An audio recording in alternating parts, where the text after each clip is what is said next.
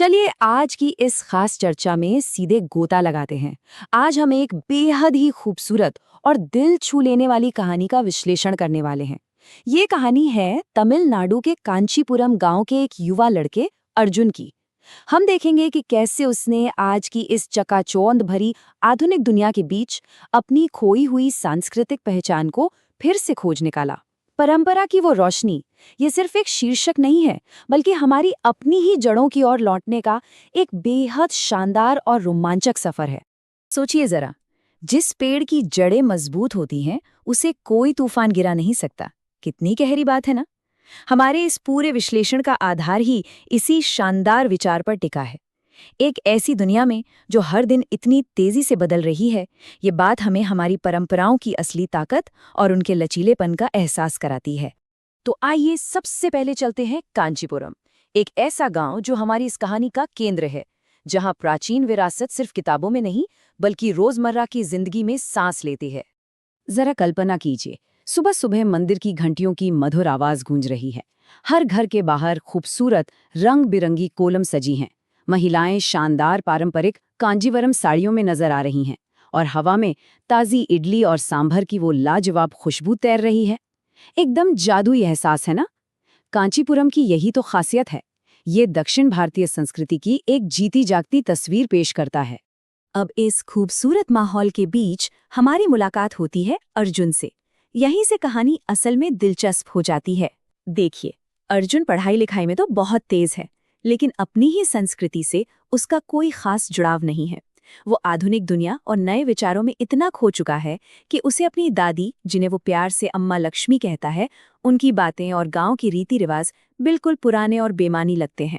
उसे लगता था कि आज के जमाने में इन सब की क्या ही जरूरत है।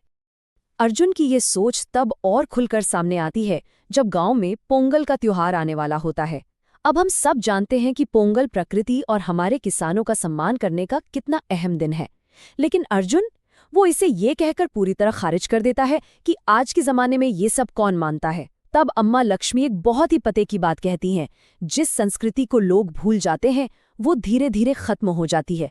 ध्यान दीजिए, ये सिर्फ एक दादी की फिक्र नहीं थी, बल्कि एक बहुत बड़ी और कड़वी सच्चाई थी। यहीं से शुरू होता है दो बिल्कुल अलग दुनियाओं का टकराव। एक तरफ शहर की भागदौड़ है और दूसरी तरफ गांव का ठहराव। जब अर्जुन कुछ वक्त के लिए शहर जाता है तो उसे क्या दिखता है? बड़े बड़े चमचमाते मॉल, बेशुमार पैसा और हर वक्त दौड़ती भागती सड़कें। लेकिन इन सब के बीच एक अजीब सा अकेलापन और खोखलापन भी था। वहां लोगों के पास दौलत तो थी, पर कोई अपनापन नहीं था। इसके बिल्कुल उलट जब वो पोंगल के जश्न के बीच वापस अपने कांचीपुरम लौटता है तो वहां का नज़ारा ही कुछ और होता है।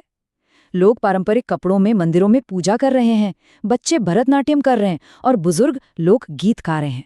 यहाँ कोई खालीपन नहीं था, बल्कि एक गजब की गर्मजोशी और असली सामुदायिक जुड़ाव था। और बस यहीं से अर्जुन के अंदर एक नई जागृति की शुरुआत होती है। गांव में एक इतिहासकार आते हैं, प्रोफेसर श्रीनिवासन, जो दक्षिण भारत के महान इतिहास का पन्ना पलटते हैं। प्रोफेसर श्रीनिवासन बच्चों को एक ऐसी ऐतिहासिक टाइमलाइन के बारे में बताते हैं जो सचमुच किसी को भी हैरान कर दे। वो बताते हैं कि 3री सदी ईसा पूर्व का चोल साम्राज्य कैसे कला का केंद्र था। 6ठी सदी ईसा पूर्व का पांड्य साम्राज्य अपने सांस्कृतिक व्यापार के लिए कितना मशहूर था। और फिर 14वीं सदी का विजयनगर साम्राज्य, जिसके वास्तुकला के चमत्कार आज भी दुनिया को अचंभे में डाल देते हैं। ये साम्राज्य सिर्फ जमीन पर राज नहीं करते थे, इन्होंने भारतीय संस्कृति को पूरी दुनिया में एक पहचान दिलाई थी। इसे थोड़ा और करीब से देखते हैं। प्रोफेसर बताते हैं कि तंजावुर का बृहदेश्वर मंदिर सिर्फ ईंट और पत्थरों से बनी कोई साधारण इमारत नहीं है, ये विज्ञान और वास्तुकला का जीता जागता चमत्कार है। इसके अलावा भरतनाट्यम और कथकली जैसे शास्त्रीय नृत्य या फिर कर्नाटक संगीत की वैज्ञानिक गहराइयाँ। जब अर्जुन ने इन सब के बारे में विस्तार से सुना तो वो पूरी तरह से मंत्रमुग्ध रह गया। उसे अपने जीवन में पहली बार इस बात का एहसास हुआ कि उसकी विरासत असल में कितनी विशाल है। प्रोफेसर श्रीनिवासन का मुख्य दर्शन बहुत ही स्पष्ट और गहरा है। वो समझाते हैं कि संस्कृति का मतलब सिर्फ पुराने रीति रिवाज नहीं है, ये प्रकृति और इंसान के बीच का वो गहरा रिश्ता है जो हमें दूसरों का सम्मान करना, अनुशासन में रहना और सबसे बढ़कर परिवार की अहमियत सिखाता है। हम आधुनिक दुनिया में जिस गर्व और विकास की बात करते हैं ना, उसकी असली जड़ें भी इन्हीं प्राचीन सांस्कृतिक नींवों में मजबूती से गड़ी हुई हैं। इस गहरे ज्ञान को पाने के बाद अर्जुन के अंदर सब कुछ बदल जाता है। अब वक्त था अपनी खुद की आवाज खोजने का और इस बात को स्वीकार करने का कि संस्कृति ही हमारी सच्ची आत्मा है। कुछ दिनों बाद गांव में एक सांस्कृतिक प्रतियोगिता होती है और अर्जुन पहली बार उसमें हिस्सा लेता है।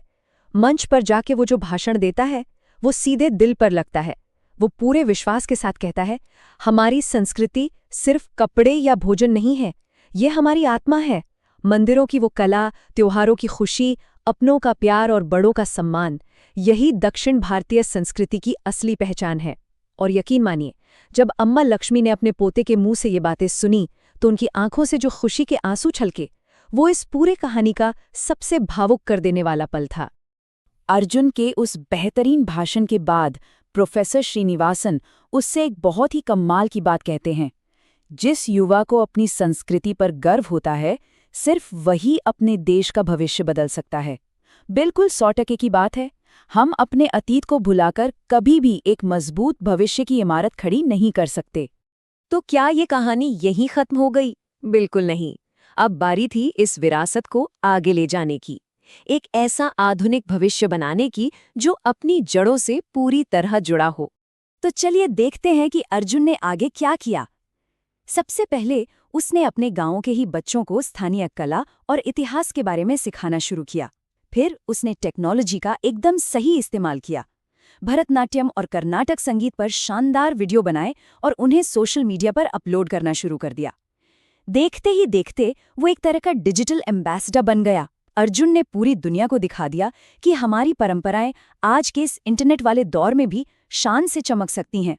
और इस सब का असर वो तो बस कमाल का था। अर्जुन के इन वीडियोस को देखकर दुनिया भर से विदेशी पर्यटक उस छोटे से गांव में आने लगे। जब उन्होंने खुद वहां के पारंपरिक भोजन को चखा, मंदिरों की भव्यता देखी और लोक नृत्यों का अनुभव किया, तो उनके मुंह से बस यही निकला, दक्षिण भारत की संस्कृति दुनिया की सबसे सुंदर संस्कृतियों में से एक है। सोचिए, एक अकेले युवा की पहल ने एक छोटे से गांव को पूरी दुनिया के सामने कितनी खूबसूरती से पेश किया। यही हमारे आज के इस पूरे विश्लेषण का असली सार है। समय के साथ कांचीपुरम गांव भी आगे बढ़ा। वहां के बच्चों ने आधुनिक शिक्षा भी ली, लेकिन उन्होंने अपनी परंपराओं का हाथ कभी नहीं छोड़ा। उन्होंने ये साबित कर दिया कि आप पूरी तरह से मॉडर्न और स्मार्ट रहते हुए भी अपनी पुश्तैनी रोशनी को बुझने से बचा सकते हैं। अब अर्जुन के इस प्रेरणादायक यात्रा के बाद एक बहुत ही गहरा सवाल हमारे सामने आता है। जरा सोचिए, क्या हम अपनी खुद की परंपराओं की उस रोशनी को आगे ले जा रहे हैं जो हमें हमारी पिछली पीढ़ियों से मिली है? भविष्य के उस अनदेखे रास्ते पर हम अपनी कौन सी सांस्कृतिक विरासत लेकर चल रहे हैं? ये एक ऐसा सवाल है जिस पर हम सभी को जरूर विचार करना चाहिए। इसी विचार के साथ आज की विस्तृत चर्चा यहीं समाप्त होती है। याद रखिए, अपनी जड़ों से जुड़ाव ही एक सबसे मजबूत और बेहतरीन भविष्य की असली नींव है।